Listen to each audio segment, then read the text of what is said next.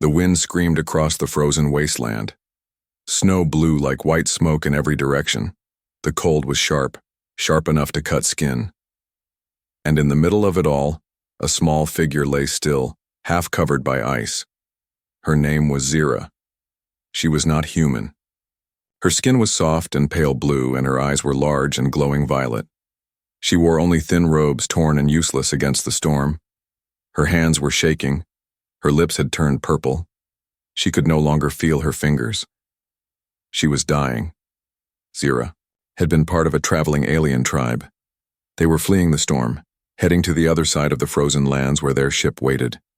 But when Zira collapsed from weakness, they didn't stop. "She is too weak to survive," one elder had said. "Leave her, the storm will take her," another added. And so they did. Zira had begged them not to go. She had cried and pulled at their legs. But they tore her hands away and walked into the snow, leaving her behind without a second look. That was 2 hours ago. Now she was alone. The snow kept falling. The wind kept screaming, and her body was slowly going numb. "I don't want to die, not like this," Zira thought weakly. But her thoughts were slow now. Cold was pulling her into sleep. She closed her eyes. Then, crunch. A sound. Footsteps. Heavy boots pressed through the snow, one step at a time. A figure appeared from the white mist. Tall, broad, wrapped in thick black clothes and a long hooded coat. Steam rose from a mask covering his face. A human. He stopped when he saw her small form in the snow. "Hey!" he shouted, pulling off his mask.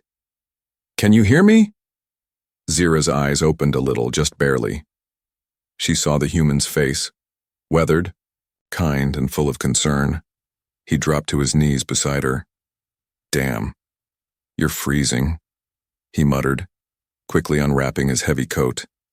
He wrapped it around her small body, then picked her up carefully. She was light like a feather. "I got you," he said softly. She wanted to ask why, but she didn't have the strength. Her eyes closed again. The human, his name was Jake, moved fast. He carried her across the icy plains, through wind and snow, toward a small rocky hill. Hidden beneath the rocks was a metal hatch. He opened it and climbed down into a tiny shelter built into the ground. Inside, it was warmer. A small heater hummed in the corner. Blankets were stacked near a bed. Tools and supplies were scattered around. Jake had built this place for survival, not comfort. He placed Zira gently on the bed and wrapped her in every blanket he had. She looked like a sleeping doll, fragile, silent, and cold. Jake lit a fire in the small heater, then took off his gloves and warmed his hands. He turned to check on her. Her breathing was weak, but she was still alive. "Who are you?" Jake whispered, brushing snow from her hair. "Why were you out there alone?" She didn't answer. She was still asleep. Jake grabbed a small pack and mixed hot broth from a survival ration. He brought it to her lips and slowly fed her little by little. After a few minutes, Zira's eyes fluttered open again. She blinked, looking around the strange room. Then her eyes landed on Jake. "Why didn't you leave me?" she whispered. Jake smiled gently. "Because you needed help." Tears filled her eyes. No one had ever said that to her before. He sat down beside her and said, "You're safe now. Rest. We'll talk when you're better." Zira closed her eyes again, but this time it wasn't from cold. It was from comfort. For the first time in her life, she felt warm, not just on the outside, but in her heart too. And somewhere outside, beyond the shelter, the storm kept howling. But inside, 2 lives had just changed forever. Zira woke suddenly, gasping. She didn't remember falling asleep, but now she was warm. A soft orange glow filled the room. Shadows danced across the metal walls. There was a crackling sound. Fire. She sat up quickly, heart pounding. Her body still ached, but the cold was gone. Then she saw him. The human was crouched near a heater, feeding small wood chips into the flame. His coat hung on a hook nearby. His black shirt was dusty and his hands were rough and scarred, but steady. He hadn't noticed she was awake. Zira pressed her back against the wall, breathing fast. Her mind raced. Where am I? Why did he save me? What does he want? Her people had always told her that humans were dangerous, greedy, selfish.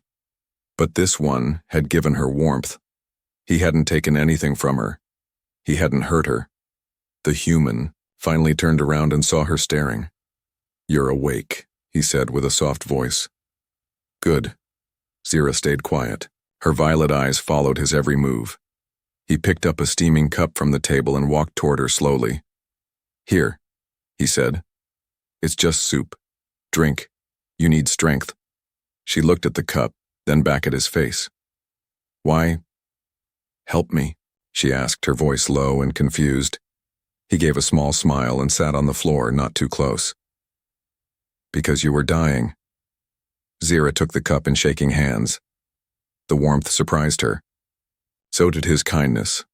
"I'm Jake," he said after a pause. "I've been out here a long time. I search for old tech, crash sites, things left behind." Zira sipped the soup slowly. It tasted strange, but not bad. "You have a name?" he asked gently. She hesitated, then said, "Zira." Jake nodded. "Zira, that's a nice name." There was silence again, but it wasn't heavy. The fire crackled between them. A small space, shared by two strangers, one human, one alien, but both outcasts in a frozen world. Finally, Zira spoke again. "My people left me. They said I was useless." Jake's eyes darkened. "I've seen too many left behind. Some by choice, some by force. Never liked it." Zira looked down at her hands. "I was always smaller, slower, not a good hunter. The elders said I couldn't survive." "But you're alive," Jake said firmly. "That means you fought." She didn't know how to respond to that. Jake stood up and brought over a folded thermal blanket. He draped it over her shoulders gently, like one would cover a child. "Rest more," he said. "You're safe here, I promise." Zira stared at him. Something in his voice made her believe him. But before she could speak again, a loud thump echoed above them. Both turned sharply. Jake moved fast. He grabbed a small scanner from the table and checked the screen. His brow furrowed. "Something's outside," he said. Zira froze. "It's not my people. They wouldn't come back for me." Jake nodded. "Could be wild animals, or worse." He moved toward a hidden door in the corner and checked a small camera feed. A massive shadow passed by the entrance. It had claws and glowing eyes. Jake sighed. "Damn, looks like we're not alone tonight." Zira clutched the blanket tighter. "It's the Frosker beast. It follows the weak, smells fear, eats the dying." Jake raised an eyebrow. "Well, it picked the wrong cave." He walked back to her and gently placed a knife beside the bed. "Just in case," he whispered. "But I won't let anything touch you." Zira looked up at him, really looked at him. He wasn't like the others she'd known. He didn't turn away from weakness. He faced it, protected it. Maybe. He saw her not as a burden, but as someone worth saving. As the creature circled outside, the fire burned brighter inside. Two strangers, divided by species, now united by survival. And between them, something warmer than fire had started to grow. Jake opened the hatch and froze. His breath caught in his throat, not from cold, but from fear. There, in the snow just outside the shelter, were tracks. Not his, not Zira's. These were huge, deep. 3 toes. Clawed. He crouched and touched one. The snow was still warm in the center. It was here just minutes ago. Jake stood up slowly, scanning the white land around him. But the wind had picked up again, and visibility was low. He shut the hatch tight and locked it. Inside, Zira sat near the heater, her arms wrapped around herself. When she saw his face, her glow-blue eyes widened. "What is it?" she whispered. Jake wiped the frost from his beard. "Something big walking on two legs real close." Zira's hands began to shake. "Frosker beast," she said in a low voice. "It must have smelled me." Jake raised an eyebrow. "You told me about that thing last night. The predator that hunts the weak?" Zira nodded. "It only comes during strong storms. It walks in silence and waits for warmth." Jake walked to his gear shelf and grabbed a small plasma pistol. "Looks like dinner is canceled." Zira stood slowly, her legs still weak. "You should leave me. Take your gear and run." Jake looked at her sharply. "Not happening." "You don't understand," she said. "That beast, it doesn't stop. It eats anything, even machines." Jake smiled, but it didn't reach his eyes. "Good. I was getting bored." He walked to the wall and flipped open a small panel. Behind it was a hidden room, cramped and full of scrap parts, wires, and mechanical limbs. Zira blinked. "What is this?" "My old project," Jake said. "A prototype. Half armor, half survival suit. I never finished it." He started putting on metal arm guards and shoulder pads. Zira watched, surprised. "Why would you risk fighting for me?" Jake glanced at her. "Because no one should be thrown away." Zira's chest tightened. She looked down. "I'm not strong." "Doesn't matter," Jake said. "You're still someone. That's enough." As night fell again, the wind screamed, louder than ever. The storm was full of shadows. Inside, Zira helped Jake set up traps around the entrance. They used broken metal, old tools, and scent lures made from food packs. Jake showed her how to hold the pistol. She had never touched a weapon before. "I can't shoot," she said nervously. "You aim," he replied. "I'll shoot." Then, silence. Even the wind stopped. Zira and Jake stared at each other, holding their breath. Then they heard it, a slow, dragging sound. Crunch, crunch, the heavy thud of footsteps. Zira's skin turned pale blue. "It's here," Jake pointed to the corner. "Hide, now." Zira crawled into a metal box with a viewing slit, just as the door began to shake. Bang, Jake stood ready, gun raised, his heart pounding. The metal door groaned under weight. Then, nothing. Silence again. Jake stepped closer to the door. He whispered, "Maybe it left." Suddenly, the roof above them bent inward with a loud crack. Snow fell. Dust rained down. Something was on top of the shelter. Jake aimed upward. Zira covered her mouth inside the box.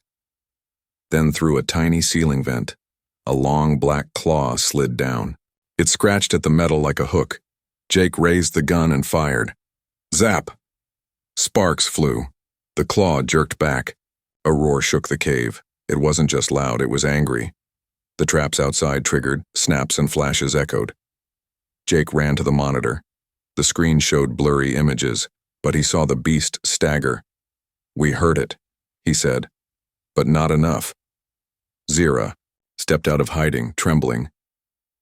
"It's not going to stop." Jake turned to her. "Then we don't either." They sat together by the fire later, exhausted but alive. The roof held. The beast was gone. For now. Jake's arm was cut. Zira wrapped it gently in a clean cloth. "You didn't run," she said quietly. Jake looked at her and smiled. "Neither did you." Outside, the storm roared louder, but inside, something stronger than fear was building. A bond, one that even a snow beast couldn't break. The walls were shaking, not from the storm, not from the beast, but from something deep underground. Zira pressed her ear to the floor. "I hear it. Humming," she whispered. Jake narrowed his eyes and knelt beside her. The sound was faint but real, a low vibration, like old machines waking up. "It's coming from below us," he said. After their long, cold night fighting off the Frosker beast, both were tired. But this sound, this strange hum, was new. Jake stood, grabbed a tool, and began pulling at the floor panel near the heater. After a few minutes, a hatch popped open. Dust flew out. Zira coughed and peeked inside. A hidden stairwell covered in frost and old wiring led downward. Jake grinned. "Let's go exploring." They descended slowly. Each step creaked. The air grew colder. Finally, they reached a sealed door marked with a red symbol, the Earth Union flag. Zira blinked. "That's human." Jake nodded. "Old Earth tech, probably pre-war. I had no idea this was here." He pushed a code into the rusty keypad. Surprisingly, it worked. The door slid open with a loud hiss. Inside was a forgotten research lab. Screens were dark. Wires hung from the ceiling. Broken pods lined the walls. In the center was a large console with blinking lights. It still had power. Zira stepped closer, her breath visible in the cold. "What is this place?" she asked. Jake wiped the dust off the console and pressed a few buttons. A screen came to life showing faded video files. He played one. An image appeared. A group of human scientists standing beside aliens like Zira. The aliens looked stronger, well-fed, and proud. The date showed 65 years ago. A voice spoke from the video, the Unity Project, Earth's attempt to help the Frost World species survive. Technology, medicine, protection. We gave them everything. Zira's eyes widened. "That's my people."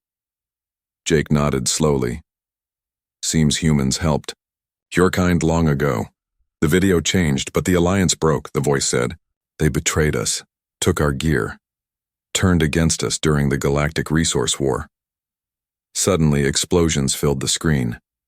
Human bodies fell. Aliens with blue skin turned on them, shooting. Zira stepped back, shaking. "No. I didn't." "No." Jake didn't say anything for a moment. Then he turned and looked at her. "That wasn't your fault," he said softly. "My people killed yours." She whispered, tears forming. "Why did you save me?" Jake sighed. "Because you're not them. You were left to die. Just like some of our people were." She wiped her eyes and looked around the lab. "What happened to this place?" Jake pointed to a sealed door labeled cryo room. "Maybe the truth is still inside." They opened the door and walked in. The room was filled with frozen capsules. Most were cracked or empty, but one still glowed. Inside it, a human woman slept, still alive. Zira gasped. "She's in stasis." Jake checked the terminal. "Doctor, Lena Hawk, one of the lead scientists, says she's been asleep for 65 years. He looked at Zira. "If we wake her, we may learn everything." Zira hesitated. "What if she hates me?" Jake smiled gently. "Then I'll be there, just like I was for you." He pushed the button. Steam filled the room. The pod hissed open. Dr. Lena's eyes fluttered, and for the first time in decades the past woke up, face to face with the future. The walls bled steam, pipes cracked, the heater groaned. The cold had returned, stronger, sharper, alive. Zira looked at Jake. "Something's wrong." He nodded. "The storm isn't just weather anymore. It's following something." Behind them, Dr. Lena coughed weakly, wrapped in layers. She had just woken from 65 years of cryosleep. Her body was still recovering. "I remember this cold," she whispered. "It came just before the attacks, before the Froskar." Zira froze. "You've seen it too?" Lena nodded slowly. "It doesn't hunt for food. It hunts for warmth, for energy. It's smart." Jake tightened his grip on the plasma pistol. "Then it knows we're here." Outside, in the whiteout blizzard, something moved. Not fast, not loud, but it was big. Each step shook the snow. Its body blended into the ice, like a ghost of the storm. It stopped near the hatch, and waited. Inside, the bunker, Jake shut down every light. Zira sat close to Lena, holding her hand. Jake whispered, "No fire. No heat. It senses warmth." They sat in complete silence. Only the wind outside screamed. Then, a new sound. Scratching. Long claws sliding across the metal hatch above. Then, a breath. Deep. Hot. It melted the frost near the entrance. Jake held his breath. Zira's fingers trembled. Dr. Lena whispered, "It's marking us like it did long ago." Jake whispered back, "Then we hit it before it comes in." Jake unlocked a side panel in the lab wall. Inside were two things: a half-finished exosuit, a metal skeleton with armor pieces, a crate of old shock grenades. He looked at Zira. "Time to fight back." Zira shook her head. "You'll die." Jake smiled. "Maybe, but not before I give it a few scars." Zira stepped forward. "Then I'm coming too." He paused, then nodded. "We'll need bait, something glowing, something alive." Zira looked at her hand. Her skin still shimmered softly. "I'll do it." Outside, the wind screamed louder as the hatch opened just a crack. Zira stepped out first, glowing slightly in the snow. She ran to the nearby ridge, every breath fogging the air. The Frosker turned, it saw her, and it charged. Behind the rocks, Jake waited. He threw the first grenade. Boom! Lightning cracked across the beast's side. It roared in pain. Another grenade. Boom! Ice. Shattered. The beast stumbled but didn't fall. Jake ran forward, wearing half the exosuit. It boosted his strength and speed. He slammed into the beast's leg. Metal hit bone. The Frosker roared again, but it recovered fast. Too fast. It slashed across Jake's shoulder. Blood hit the snow. Zira screamed. She picked up the last grenade and ran toward the beast. She didn't throw it. She jumped on its back, stabbing the grenade deep under its armor-like skin. Jake shouted, "Zira, get off!" She jumped away just as it exploded. The beast dropped. Smoke rose. Snow melted around its body. Its limbs twitched, then went still. Jake fell to his knees. Zira ran to him. "You're hurt." Jake smiled weakly. "You should see the other guy." Back, inside the shelter, Dr. Lena helped patch up Jake's wounds. Zira sat beside him, watching him sleep. She whispered to herself, "He saved me." And I saved him. Outside, the storm began to break. The Frosker was gone, but what they had now, a human, an alien, and a woman from the past, was something even rarer. They were no longer just survivors. They were becoming a family. The ground cracked beneath their feet. Zira screamed as the ice shelf split in two. Jake grabbed her arm, just in time. But there was no time to breathe. The ground gave way completely. They fell, down into the freezing dark. Moments later, Jake opened his eyes. His head was spinning. His left leg hurt badly. Above them was a wide hole in the ice. Snowflakes drifted down like stars. Beside him, Zira groaned softly. She was alive, but bleeding from her forehead. They had fallen into a deep glacier crevasse, a long, icy crack in the earth, jagged and cold. They were trapped. Jake looked up. It was at least 20 meters high, and no rope. He coughed, pulled himself up, and limped over to Zira. "You okay?" She nodded slowly. "My head hurts." He checked her wounds. Nothing deadly, but they were out of time. Back in the shelter, Dr. Lena would be alone, helpless, and worse. The storm was returning. Jake looked around. The only way out was up, but the ice walls were smooth, sharp in some places, slippery in others. Zira followed his gaze. "You can't climb that, not with your leg." Jake chuckled. "Never said I was smart." She looked at him, eyes wide. "Then let me climb." Jake shook his head. "You're still weak." Zira stepped forward, wobbling but determined. "But I'm small, light, fast." He paused, then reached into his gear pack, pulled out a thin rope coil. It wasn't enough to climb, but maybe enough for one person to assist the other. "Okay," Jake said. "You climb, I boost you. You drop the rope for me." Zira swallowed hard. What if I fall? Jake smiled. Then I'll catch you. The first few meters were easy. Jake lifted her up, helping her find handholds in the jagged ice. Zira's hands burned from the cold, but she kept going. Higher, then higher. 10 meters up, the wind hit her face. Tears froze on her cheeks, her fingers bled, but she didn't stop. Jake looked up, his heart pounding. You're doing great, he shouted. Zira cried out. I'm scared, Jake yelled back. You're stronger than they ever knew.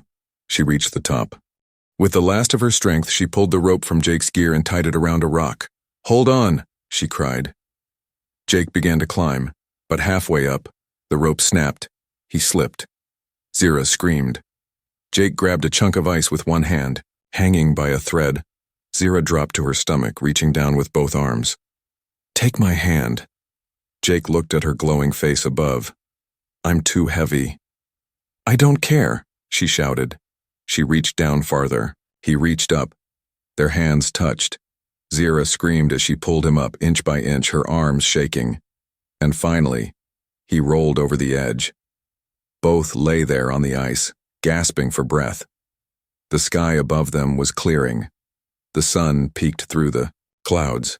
Zira turned her head and said, You always catch me. This time I caught you. Jake laughed, breathless. I think we're even now. They limped back to the shelter.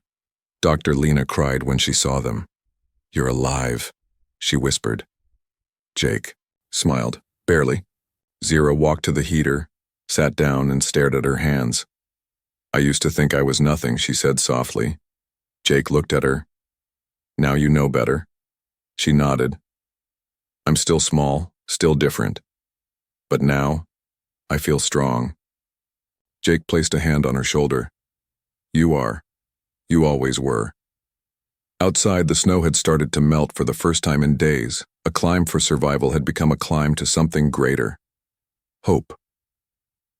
The first thing Zira noticed was the silence. Not the kind that comes from danger or fear, but the peaceful silence of no more running. For the first time in her life, she wasn't cold. She wasn't alone.